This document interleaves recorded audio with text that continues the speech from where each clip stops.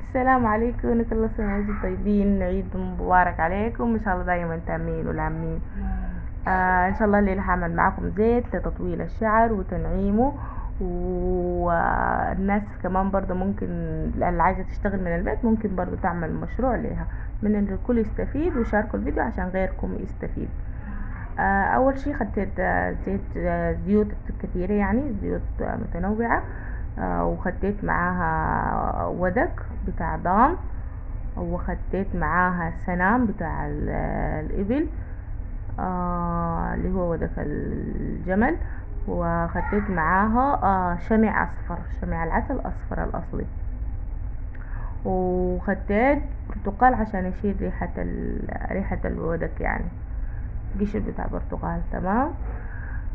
وممكن تضيفي برضو زيوت تانية. انا في حاجات ما يعني انت اللي حسب الشخص اللي بيستخدمها يعملها، يعني ما تلتزموا بالحاجات اللي انا عاملاها بالضبط كده. هنا ده زيت مخزناه مدة شهر كامل في اعشاب هندية وعليها توم وعليها قرنفل، ومهم حاجات كده مع بعض كل مفيدة للشعر. خزنتها في مكان مظلم لمدة شهر كامل. بعد الودك ساح والشبح ساح طوالي بكمية بسيطة طبعا من الزيوت، بعد ذاك ضفت الزيوت دي. بعد كده بتخليه يبرد مدة ليلة كاملة أو 4 ساعات أقل شي، يكون برد وجمد.